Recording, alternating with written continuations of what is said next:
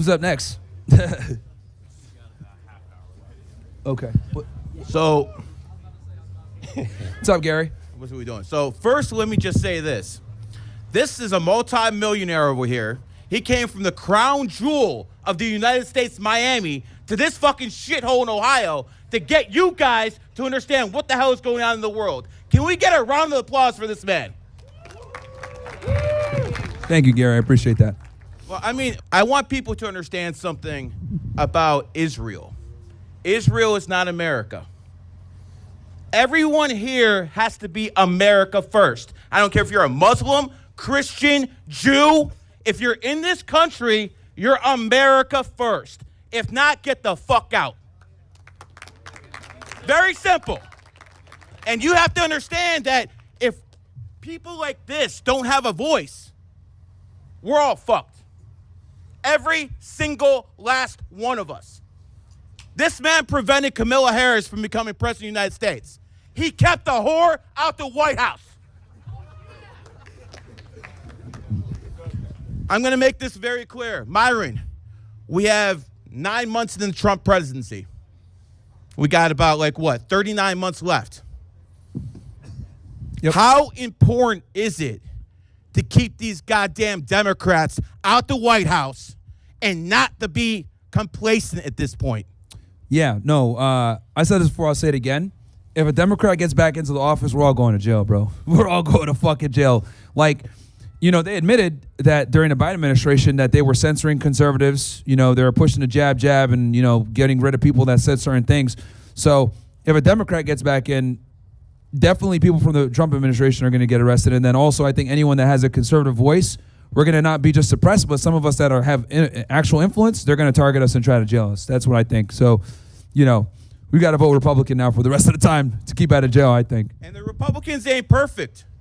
Trust me, the Republicans Yeah, they got a ain't bunch perfect. You guys see, I've been critical of Israel the whole time. That's not, and we know that the Republicans love Israel. But, a lot of us also see, what's going on in Gaza. We're like, this is fucked up. We don't want kids dying. I want people to understand that when it comes down to conservatism, this is something you guys got to fight for. Free speech is something every generation has to fight for. You have to be able to take someone calling you some kind of F or an N or a K. You got to be able to take that and not be violent. Because if you are, it's going to break down our democracy. Freedom of speech is what basically keeps America America. And this man right here is coming to a shithole, cold as fuck, to basically talk to the youth. Because you guys are being convinced right now to become communists, to become socialists, and there's no place on earth that shit worked. I'm an old man. He's up there too. It's up to you. You have to defend democracy. You have to defend capitalism. Because if you don't, we become Venezuela. Myron, yeah, good propaganda. But Myron, let's close with this.